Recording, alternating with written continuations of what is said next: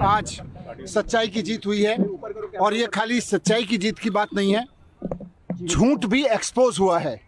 Bharatiya Janata party चुनाव में नहीं जीत पाती, पार्टी को नहीं तोड़ पाती, तो एक इंश्योरेंस अरेस्ट किया गया कि इस आदमी को जेल में डाल दो तो इनकी पार्टी टूट जाएगी, इनकी सरकारें ध्वस्त हो जाएंगी। सुप्रीम कोर्ट की आज का ये जो फैसला है, मुझे लगता है कि केंद्र सरकार के अंदर आज अगर थोड़ी सी भी गैरत हो तो केंद्र सरकार के गृह मंत्री को इस्तीफा दे देना चाहिए। कोर्ट ने साफ तौर पे कह दिया कि देश की प्रीमियर एजेंसी बदले की भावना से, कपट छल से काम कर रही है। मुझे लगता है गृह मंत्री को एक दिन भी अपनी सीट पे रहने का हक खत्म हो गया है। रिहाई के इस आदेश से केवल आम आदमी पार्टी में नहीं बल्कि दिल्ली और देश में एक खुशी की लहर दौड़ गई है और एक लंबे संघर्ष के बाद अरविंद केजरीवाल जी लौट रहे हैं। लगता है कि बहुत ज़्यादा समय तक झूठ के दम पर आप सच को कैद नहीं कर सकते।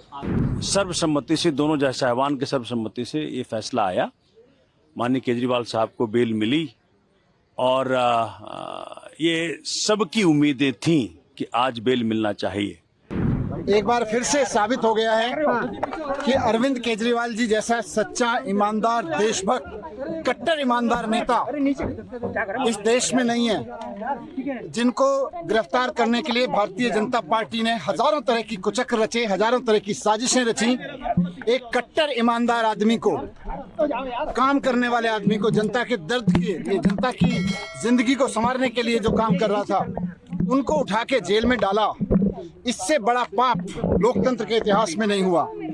आज ऑनरेबल सुप्रीम कोर्ट को हम नमन करते हैं, उनको सलाम करते हैं, उनका धन्यवाद करते हैं। हम इस देश के संविधान का धन्यवाद करते हैं, बाबा साहब का धन्यवाद करते हैं, जिनके बदौलत आज सच्चाई की जीत हुई है।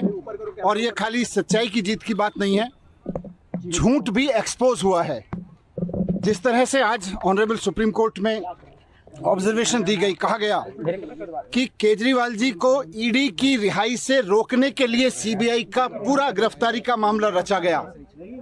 हम बार बार कह रहे थे, सिंघवी साहब ने, हमारे जो सीनियर एडवोकेट थे, उन्होंने ऑनरेबल कोर्ट के सामने बार बार ये शब्द दोहराया कि ये इंश्योरेंस अरेस्ट था, ये किसी गलत काम के लिए अरेस्ट नहीं किया गया था, कोई करप्शन के लिए अरेस्ट नहीं किया गया था।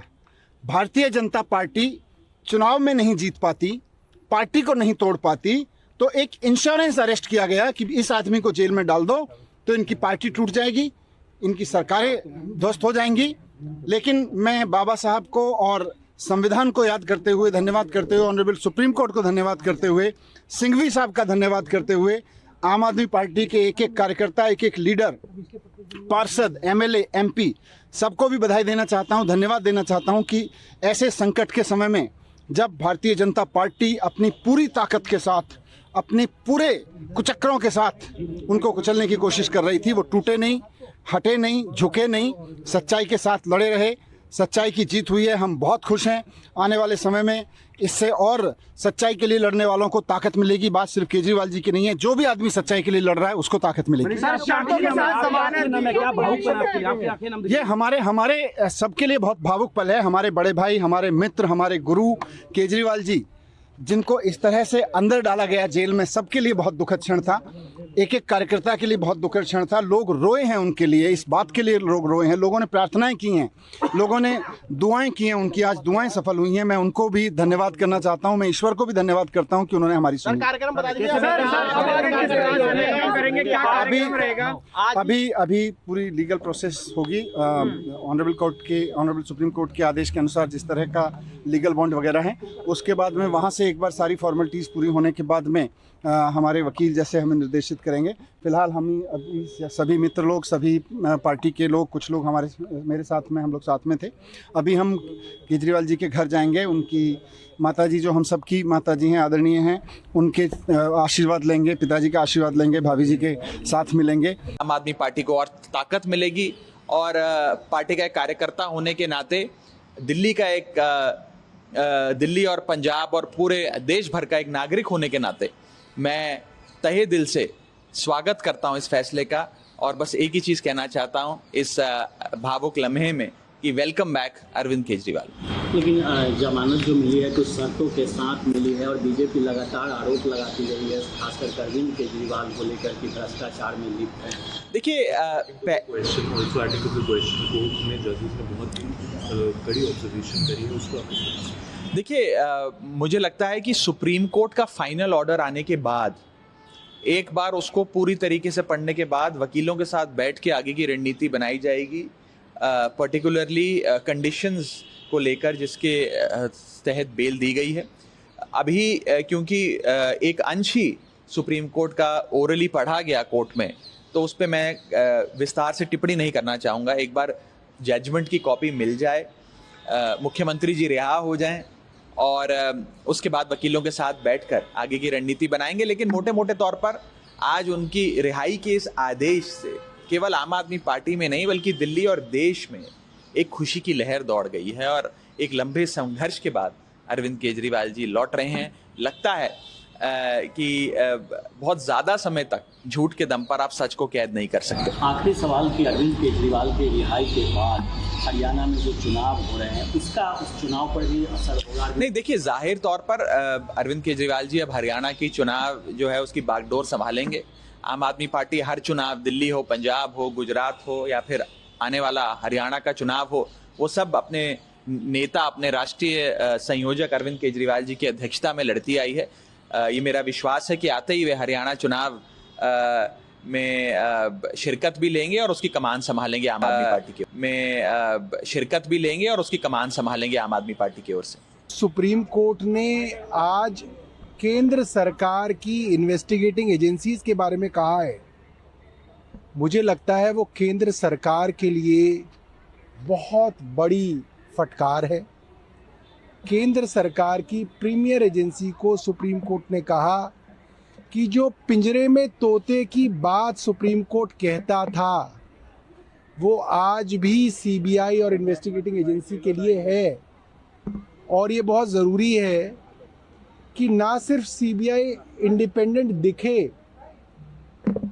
इसका परसेप्शन हो कि ये इंडिपेंडेंट है। यानी कि कोर्ट ने कहा कि जिस बदमाशी से, छल कपट से सीबीआई ने देखा कि क्योंकि अरविंद केजरीवाल जी को बेल निचली अदालत ने दे दी, रेगुलर बेल दे दी, तो भाग के 22 महीने तक जिसको गिरफ्तार नहीं किया उसको जाके झपट के गिरफ्तार किया। ये सुप्रीम कोर्ट ने कहा। सुप्रीम कोर्ट ने कह दिया कि पूरी की पूरी केंद्र सरकार की इन्वेस्टिगेटिंग एजेंसी अरविंद केजरीवाल को जेल में रखने के लिए ये सारे षड्यंत्र कर रही थी। ये बात सुप्रीम कोर्ट की बेंच कह रही है। सुप्रीम कोर्ट की बेंच ने यहाँ तक कह दिया कि क्यों मुख्यमंत्री के ऊपर ये कंडीशंस लगाई गई हैं कि वो सचिवालय नहीं जा सकते, फाइलें साइन नहीं कर सकते, मेरी समझ के बाहर है। मगर क्योंकि दूसरी बेंच ने ये कंडीशंस लगाई हैं इसलिए इसके ऊपर हम ज़्यादा टिप्पणी नहीं करना चाहते हैं। सुप्रीम कोर्ट की आज का ये जो फैसला है, मुझे लगता है कि केंद्र सरकार के अंदर आज अगर थोड़ी सी भी गैरत हो तो केंद्र सरकार के गृह मंत्री को इस्तीफा दे देना चाहिए। गृह मंत्रालय के अधीन सीबीआई आती है। कोर्ट ने साफ तौर पे कह दिया कि देश की प्रीमियर एजेंसी बदले की भावना से, कपट छल से काम कर रही है। मुझे लगता है गृह मंत्री को एक दिन भी अपनी सीट पे रहने का हक खत्म हो गया है। सर्वसम्मति से, दोनों जज साहिबान के सर्वसम्मति से ये फैसला आया। माननीय केजरीवाल साहब को बेल मिली और ये सबकी उम्मीदें थीं कि आज बेल मिलना चाहिए। चूंकि ईडी के मसले पे बेल मिल चुका था, तो आज जो बेल मिला है उसके लिए माननीय उच्चतम न्यायालय का धन्यवाद करते हैं। पूरे भारतवर्ष में हर व्यक्ति उनका धन्यवाद करता है जिन्हें केजरीवाल जी की ईमानदार राजनीति से बहुत फायदा मिला है। तो आप खुल के कर सकते हैं ना कि पॉलिटिकली मोटिवेटेड ये तमाम केस थे, के कविता, संजय सिंह, लंबी फेरिस्त अरविंद केजरीवाल। हमने तो बात बहुत पहले कही थी। अगर आप ये वीडियो YouTube पर देख रहे हैं तो हमारे चैनल को सब्सक्राइब करें और बेल आइकन को दबाना ना भूलें। अगर आप Facebook पर ये वीडियो देख रहे हैं तो हमारे पेज को लाइक करें।